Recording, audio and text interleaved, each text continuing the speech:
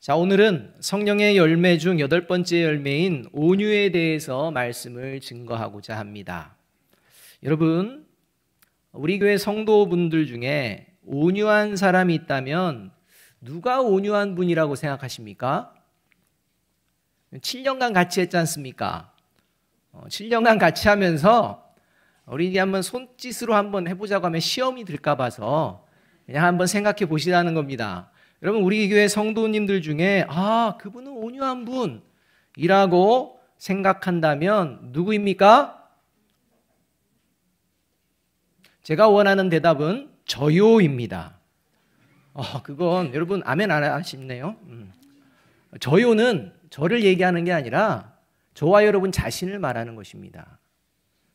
여러분, 이 고백은 굉장히 중요합니다. 교만하게 어떻게 얘기할 수 있지? 아니요. 여러분, 누구보다도 온유한 존재가 저와 여러분이 되어야 할 줄로 믿습니다. 자, 그렇다면 성령의 열매인 온유는 다음 중 어떤 것일까요? 다음 4가지 중 성령의 열매인 온유가 어떤 것인지 딱 한 가지만 골라보시기 바랍니다. 첫 번째, 착함. 두 번째, 사납지 않고 온순함. 세 번째, 어떤 경우에도 화를 내지 않음. 네 번째, 성령의 다스림을 받음. 여러분, 어떤 것이 성경이 말하는 성령의 열매인 온유입니까? 여러분, 4번째입니다. 성령의 인도하심을 받음입니다. 착함, 어쩌면 온유의 열매의 일부일 수 있습니다. 온순함, 그것도 일부일 수 있습니다. 화내지 않는 것, 그것도 일부일 수 있습니다. 근데 본질이 아닙니다. 온유함은 성령의 인도하심을 받는 것입니다. 여러분, 성령의 인도하심을 받고 계십니까? 여러분, 이건 굉장히 중요한 이야기입니다.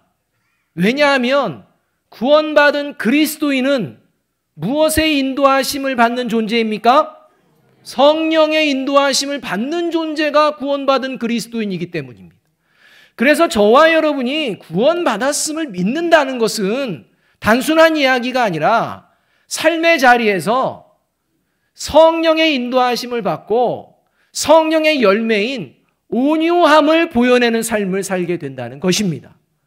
그래서 성경이 말하는 온유함을 보여내는 분이 누구십니까? 라는 질문을 받으면 저와 여러분 스스로가 저요 라는 이야기를 하실 수가 있어야 한다는 것입니다. 왜냐하면 그 고백이 저와 여러분으로 하여금 온유한 사람으로 이끌어 주실 줄로 믿습니다. 여러분, 이 고백을 안 하면요, 온유한 사람으로 갈 수가 없습니다. 그렇기 때문에 이 고백은 굉장히 중요하다는 것입니다. 이 온유라는 용어가 헬라어로 프라우테스입니다. 그래서 이 헬라어인 프라우테스라는 용어는 어떤 상태를 이야기하느냐, 그 누구에게도 조련을 받지 않은 이 거칠고 사나운 야생마가 조련사에게 훈련을 받아서 이제 자기 성질대로, 자기 고집대로 행동하지 않고 조련사의 인도와 다스림을 받는 상태, 이게 성경이 말하는 온유라는 것입니다. 그 안에 용광로와 마그마 같은 불 같은 성격이 있다는 것입니다. 자기 감정, 자기 생각대로 고집하고 주장하고자 하는 마음도 있다는 것입니다. 그런데 그러한 생각과 감정이 성령님의 다스림을, 인도하심을 받게 되는 모습, 이것이 온유입니다. 특히 우리의 삶의 자리에서 반드시 변화되어져야 될 모습이 있는데, 그 모습이 뭐냐? 목소리 큰 사람이 이기는 문화입니다. 특히 우리나라 아주 악한 어둠의 영에 붙들려서 나타나는 모습이 큰 소리 치면 이긴다. 이게 문화화되었다는 것입니다. 그래서 이게 심각한 건 이것을 잘못이라고 생각하는 것보다는 오히려 당연하다고 여기는 분위기로 나아간다는 겁니다. 그래서 이걸 문화라고 표현하는 것입니다. 이러한 모습이 가정과 교회 공동체에 있다? 이건 큰 문제입니다.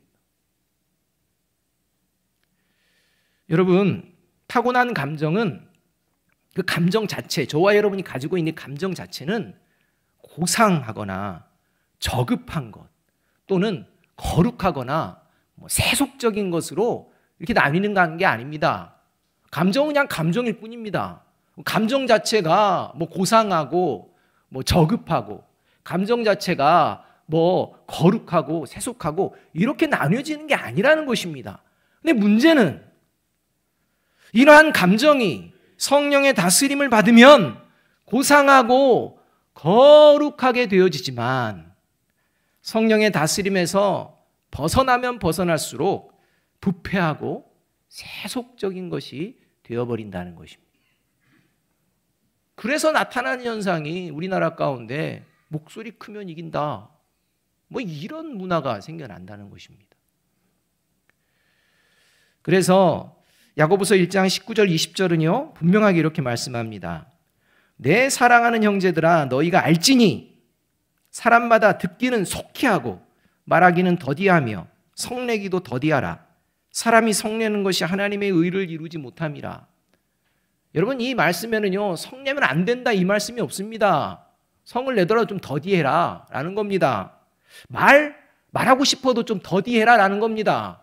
제일 중요한 게 뭐냐? 듣는 것을 속히 하라는 겁니다. 먼저 들어야 합니다. 특히 구원받은 그리스도인이라면 무엇보다도 하나님의 음성을 먼저 속히 들어야 합니다. 이것이 성령의 다스림을 먼저 받는 모습이라는 것입니다. 여러분 하나님의 음성을 왜 속히 듣는 것입니까? 하나님의 뜻을 알고 하나님이 원하시는 것이 무엇인지를 알고 하나님의 자녀로서 하나님의 뜻을 이루어가기 위해 성령의 인도하심을 받기 위한 거 아니겠습니까? 그렇기 때문에 성령의 인도하심을 받는 것은 구원받은 그리스도인에게 마땅한 바요. 이 성령의 인도하심과 다스림 가운데에 삶의 자리 가운데에 보여내는 모습 중에 하나가 온유라는 겁니다. 그러나 성령의 다스림을 받지 않게 되면 문제가 됩니다. 문제들이 터집니다. 거칠어집니다. 사나워집니다. 성령의 다스림을 받지 않아서 갈라디아 교회 성도들 간에 그런 문제가 생겨났습니다. 그래서 하나님은 사도 바울을 통해 오늘 본문 갈라디아 5장 25절과 26절에서 자 이제 성령의 인도하심을 받으라 라고 말씀하고 계시는 것입니다. 갈라디아 5장 25절과 26절 말씀을 함께 한번 읽어봅니다. 같이 읽습니다. 시작. 우리가 성령으로 삶을 얻었으니 우리는 성령이 인도해 주심을 따라 살아갑시다. 우리는 잘난 체하거나 서로 노엽게 하거나 질투하거나 하지 않도록 합시다. 여러분 온유한 사람이 잘난 체합니까? 안 그렇습니다. 여러분 온유한 사람이 막 분노하고 서로 분노 내게끔 막 그렇게 합니까? 여러분 온유한 사람이 질투하고 투기하고 시기하고 막 이렇게 합니까? 그런 일이 없습니다. 성령의 인도하심을 따르지 않을 때 벌어지는 일들이라는 겁니다. 자, 그렇다면 저와 여러분이 구원받은 그리스도인으로서 이 성령의 다스림, 인도하심 가운데 성령의 열매인 온유함이 삶의 자리에 맺어지고 있는지, 올 한 해 동안 맺은 열매들이 있는지 한번 살펴보았으면 합니다. 그런 열매도 없으면서 나는 구원받은 그리스도인이야. 그래 나도 온유해질 수 있어. 생각한다고 되는 게 아닙니다. 삶의 자리에서 여러분들이 하나님 앞에 증거를 보여내야 된다는 것입니다. 그래서 이 성령의 열매인 온유함이 삶의 자리에서 구체적으로 나타나는 모습이 저와 여러분에게 있는지 살펴보아야 합니다. 첫째로 성령의 열매인 온유함은 누구나 죄의 유혹에 빠질 수 있음을 기억하며 서로 영적인 회복을 이루도록 돕고자 하는 마음으로 살아가는 모습입니다. 여러분, 저와 여러분이 사람과의 관계 속에서 나도 영적인 회복을 이루고 그 사람도 영적인 회복을 이루기를 바라는 마음으로 살고 있었다면 그게 성령의 열매인 온유함의 모습이라는 겁니다. 그렇지 않다면, 그런 경우가 없었다면 저와 여러분에게 성령의 열매가 없었다는 증거가 된다는 것입니다. 6장 1절 말씀을 함께 한번 읽어봅니다. 같이 읽습니다. 시작. 형제들아, 사람이 만일 무슨 범죄한 일이 드러나거든 신령한 너희는 온유한 심령으로 그러한 자를 바로잡고 너 자신을 살펴보아 너도 시험을 받을까 두려워하라. 자, 신령한 너희, 성령으로 함께하는 너희는 온유한 심령으로 뭔가를 한다는 것입니다. 누군가에게 뭔가를 한다는 것입니다. 여기서 범죄한 자를 바로잡고 라고 말씀하는데, 여기 바로잡고 라는 이 말이요, 회복을 의미하는 용어입니다. 이 모습은 어떤 것을 이제 우리가 생각할 수 있냐면, 여러분, 어긋나거나 부러진 뼈 아시죠? 예를 들면 뼈가 탈골이 되면 어긋납니다. 뼈가 이제 부러지게 되면 어긋나게 됩니다. 이렇게 어긋나거나 부러진 뼈를 다시 제자리에 잘 맞춰서 건강한 상태로 회복되는 것, 이게 바로잡고의 의미입니다. 따라서 이 말씀은 사탄의 유혹과 미혹은 매우 집요하고 교묘해서 사람은 누구나 죄의 유혹에 빠질 수 있음을 늘 염두에 두고 행동하라는 말씀입니다. 그리고 실제 죄의 유혹에 빠진 범죄한 사람을 보았을 때 그를 비난하거나 정죄함으로 그를 영적으로 더 무너뜨리는 것이 아니라 나 자신도 그러한 죄의 유혹에 빠질 수 있는 연약한 존재임을 기억하며 범죄한 죄의 유혹에 빠진 그 사람이 다시 영적으로 회복될 수 있도록 도와주어야 한다라는 말씀입니다. 그 마음이 온유한 심령이라는 것. 이렇게 서로 영적인 회복을 이루어지기를 원하는 이러한 온유한 심령, 이것이 성령의 열매인 온유함입니다. 그런데 여러분, 한 가지 주의해서 우리가 알아야 될 게 있는데, 범죄한 일이 드러나거든 해서 이 범죄와 드러남에 대한 관계 관련돼서 우리가 분명히 알아야 될 것이 있는데, 범죄한 일이 드러났다, 그 형제가 범죄했다 했을 때 이 죄는요, 고의적으로 계획적으로 지은 죄가 아닙니다. 그러니까 내가 막 죄를 짓기로 작정해서 고의적으로 계획해가지고 상대방에게 나쁜 행동을 하는, 죄를 짓는 이러한 범죄를 이야기하는 게 아니고, 순간적이고 충동적이고 우발적이고 돌발적으로 생각은 없었는데 갑자기 그 상황에서 그냥 죄를 짓게 되는, 사단의 미혹에서 그냥 죄를 짓게 되는 이러한 죄를 말하는 것입니다. 누구나 이런 죄에 빠질 수 있다는 것입니다. 그래서 여러분, 성령의 열매인 온유함은 결코 상대방에게 고의적이나 계획적으로 죄를 범하지 않습니다. 저와 여러분이 삶의 자리를 살아가면서 누군가에게 고의적으로 계획적으로 악을 행하려고 한다, 여러분, 그 사람은 성령이 없는 사람이든지 영적으로 심각하게 병이 들어있다는 증거입니다. 예수님을 유대 종교 지도자들에게 팔아넘긴 가룟 유다와 예수님을 부인하고 저주했던 베드로는 둘 다 똑같이 하나님 앞에 범죄하였습니다. 그런데 가룟 유다의 죄는 고의적이고 계획적인 그런 죄라고 한다면, 베드로의 죄는 순간적이고 충동적이고 돌발적이고 우발적인 그런 죄라는 것입니다. 예수님 저주할 계획 없습니다. 부인할 계획 없습니다. 그런데 순간적으로 살고 싶어서 그냥 부인해버리고 저주해버리는 것입니다. 근데 가룟 유다는 아닙니다.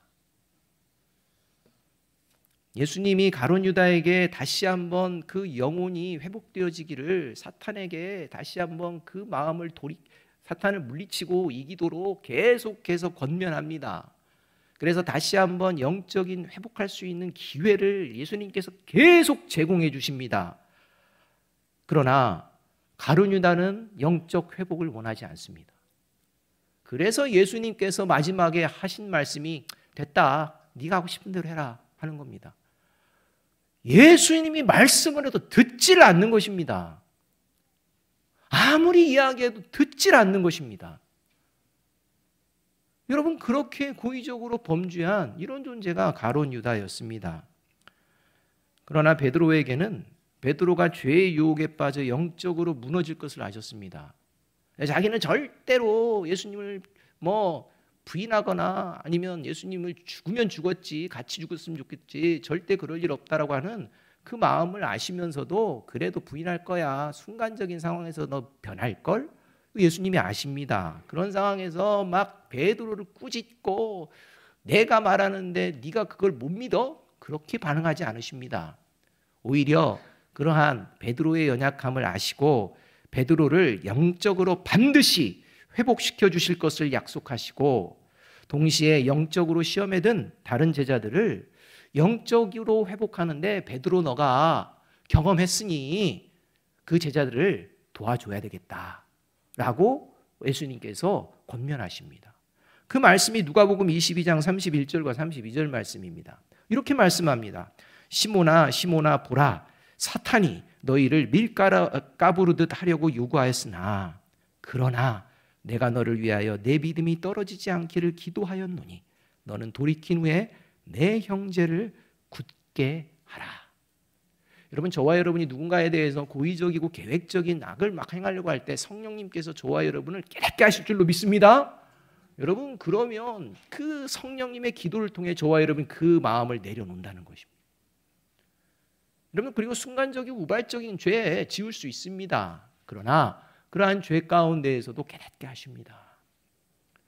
그리고 다시 한번 영적인 회복을 이루어 주시는 분인 줄로 믿습니다.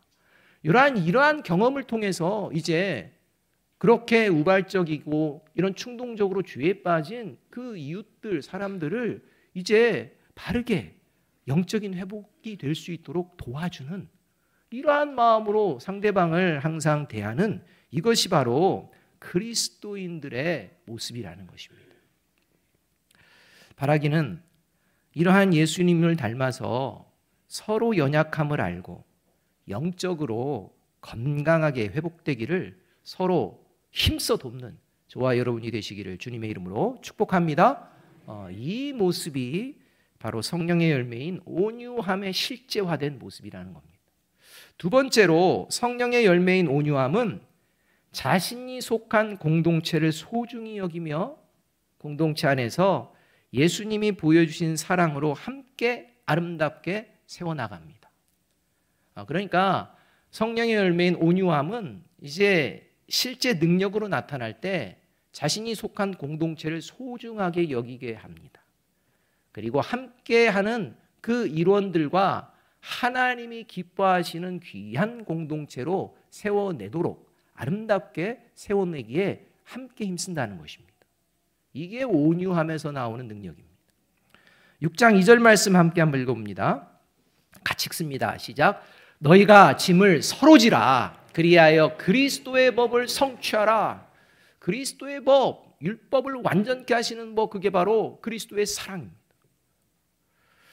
이 말씀은 함께하는 공동체 안에 죄로 인해 영적으로 무너진 사람을 영적으로 회복시키기 위해서 공동체가 함께 도우라는 말씀인 동시에 죄뿐만이 아니라 여러 가지 시련이나 어려움 가운데 있는 사람에게 그 시련과 어려움을 이겨낼 수 있도록 예수님의 사랑으로 서로 돕고 협력해서 그 공동체를 아름답게 세워나가라 라는 말씀인 것입니다.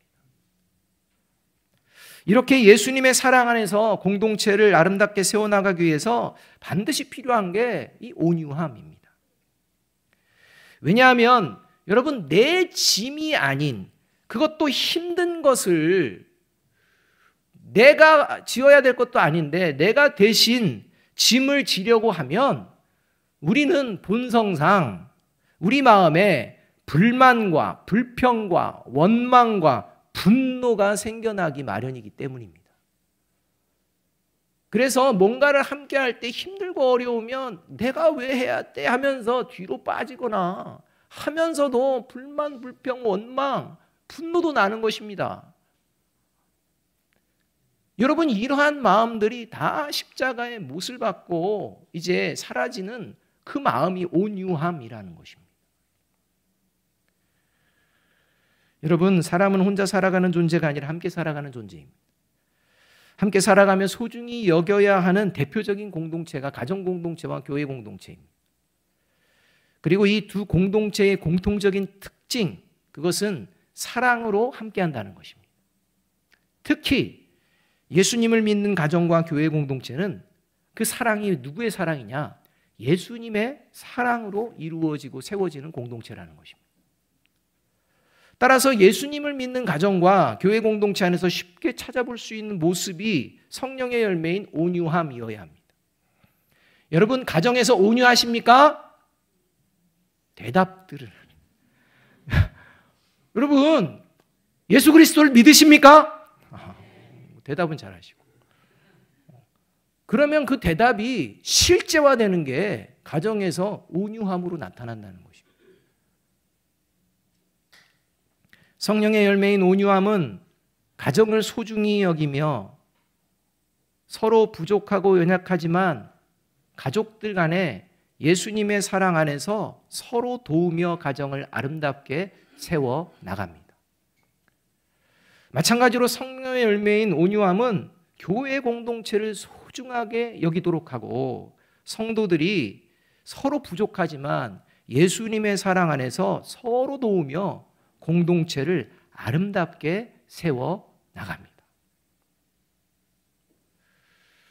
우리 아름다운 교회가 그런 교회가 되어지기를, 저와 여러분의 가정이 그런 가정이 되어지기를 주님의 이름으로 축복합니다.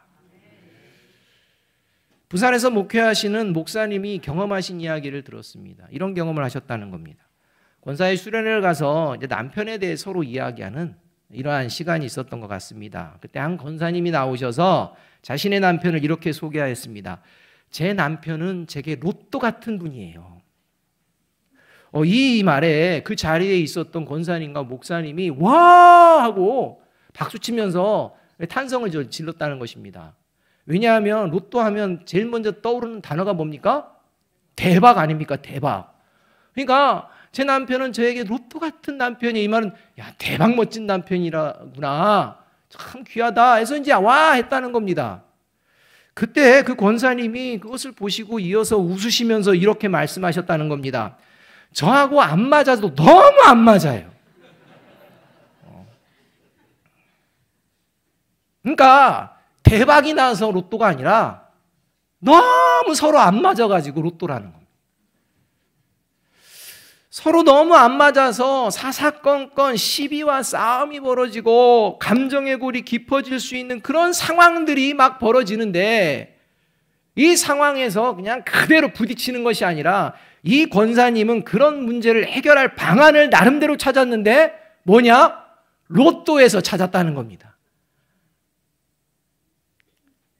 마치 로또를 사는 사람들이 로또를 확인하면서 번호를 확인하면서 번호가 안 맞아도 어떻게 합니까?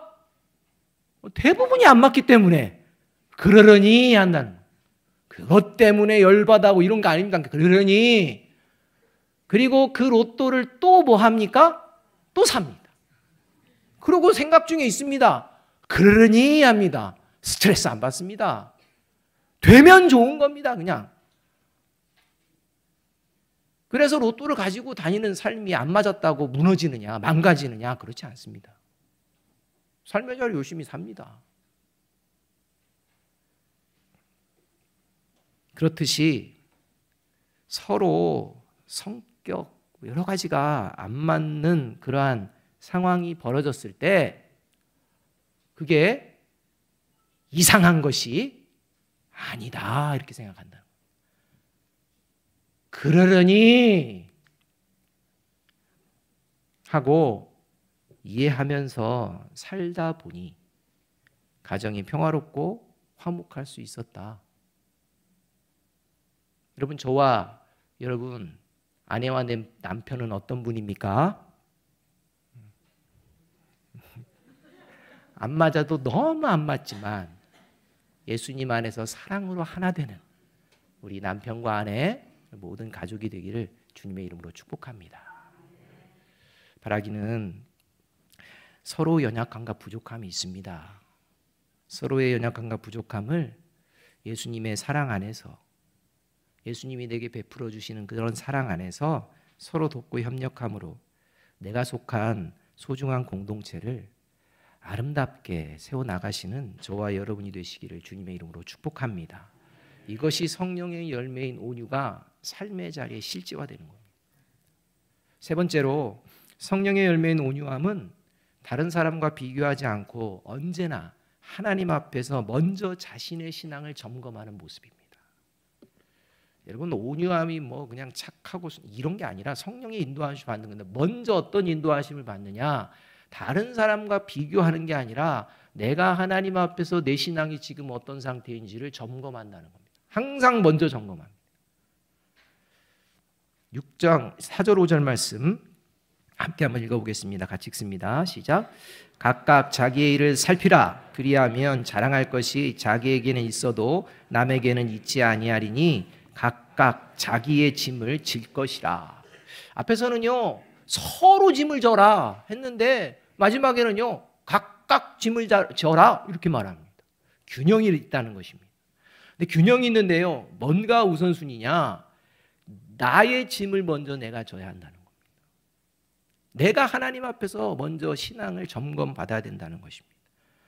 서로 영적인 회복을 돕고 공동체를 소중히 여기며 아름답게 세워나가기 위해서는 무엇보다도 하나님 앞에서 자신의 모습이 구원받은 그리스도인으로 합당한 모습인지를 점검해야 한다라는 말씀인 것입니다. 여러분, 가정과 교회 공동체가 점점 더 영적으로 성숙하고 건강하고 아름다워지기 위해서는 각자의 신앙이 먼저 건강하고 아름다워져야 합니다. 다른 사람의 연약함을 돕기 위해서는 그 연약함을 도와서 영적으로 회복시켜 줄 수 있도록 내가 먼저 영적으로 회복되어 있어야 한다는 것입니다. 내가 먼저 영적으로 준비가 되어야 상대방이 영적으로 무너졌을 때 그 영적으로 바른 방법으로 회복해낼 수가 있다는 것입니다. 서로의 연약함과 부족함을 그냥 도와달라고만 서로 하고 정작 도울 준비는 아무도 안 되어 있다면 그 공동체는 결코 건강하고 아름답게 세워질 수가 없는 것입니다. 그래서 3절에서는 하나님 앞에서 자신의 신앙을 점검하지 않고 스스로 신앙이 바르게 되어 있다고 생각하는 교만을 주의해야 된다라고 말씀하고 있는 것입니다. 3절 말씀 함께 한번 읽어봅니다. 시작. 만일 누가 아무것도 되지 못하고 된 줄로 생각하면 스스로 속임이라. 공동체에서 함께 가정이나 교회에서 뭔가 아름답게 세워가려고 하려다 보면 함께 뭔가를 하게 됩니다. 그럴 때 꼭 다른 사람을 판단하고 비난하고 정죄하는 것이 습관이 되어 있는 사람이 있습니다. 근데 문제는 정작 자신의 모습은 돌아보지 않습니다. 또 사람의 평가와 이러한 시선에 굉장히 민감한 분들이 있습니다. 그런데 정작 하나님의 평가와 시선에는 둔감합니다. 그래서 스스로 하나님의 평가와 시선에 나는 먼저 생각합니다. 말은 그렇게 하지만 정작 그 삶의 자리에서 사람의 평가와 시선으로 말미암아서 거기에 온통 신경을 써서 그로 말미암아 때로는 우월감에 빠지고 때로는 열등감에 빠지고 때로는 상실감에 빠지는 이런 모습들을 보여낸다는 것입니다. 이러한 모습들이 스스로 신앙생활 잘하고 있다고 속는 모습이고 교만한 모습이라고 말씀하고 있습니다. 여러분, 하나님 앞에서 자신의 신앙을 점검하게 되면 반드시 겸손해집니다. 온유해질 수밖에 없습니다. 왜냐하면 저와 여러분의 교만하고 추한 모습들이 다 드러나기 때문에. 그래서 그 하나님 앞에 겸손과 온유로 준비가 되는 것입니다. 그러면서 영적으로 회복되어지고, 그리고 그 성령의 능력이 다른 사람을 돕고 공동체를 아름답게 세워가는 능력으로 역사하게 된다는 것입니다. 그래서 5절에서 각각 자기의 짐을 지라 말씀하고 있는 것입니다. 죄의 유혹에 빠졌다면 하나님 앞에 먼저 자신이 회개해야 됩니다. 다른 사람들이 회개 기도해 준다고 회개가 되는 게 아닙니다. 그래서 하나님이 주시는 용서의 기쁨을 경험함으로 다른 사람들을 온유한 마음으로 용서해낼 수가 있게 됩니다. 어려움과 시련 등 삶의 문제에 직면해 있다면 사람들에게 손을 먼저 뻗치는 것이 아니라 먼저 나 자신이 하나님 앞에서 간절히 기도함으로 나아가야 합니다. 그래서 어려움과 시련을 감당하게 하시는 이 하나님의 능력을 경험함으로 다른 사람들의 어려움과 시련을 감당할 수 있도록 불평 없이 돕고 기도해 줄 수 있는 것입니다. 그렇게 하면서도요, 내가 도왔다 이런 얘기 안 합니다. 왜냐하면 그 능력이 하나님으로부터 주신 능력인 줄로 믿기 때문입니다. 바라기는 언제나 먼저 하나님 앞에서 나의 신앙을 바르게 점검하는 저와 여러분이 되시기를 주님의 이름으로 축복합니다. 마지막으로 마태복음 11장 29절 말씀 함께 한번 읽습니다. 같이 읽습니다. 시작. 나는 마음이 온유하고 겸손하니 나의 멍에를 메고 내게 배우라. 그리하면 너의 마음이 쉼을 얻으리니. 혹시 죄의 문제로 또 삶의 여러 가지 시련과 어려움의 문제로 또 여러 가지 감정들의 문제로 마음에 쉼을 얻지 못하는 분들이 계시다면 예수님께 나아와 온유하고 겸손한 예수님을 통해 마음의 쉼을 얻는 오늘 이 예배의 자리가 되어지기를 주님의 이름으로 축복합니다. 기도하겠습니다.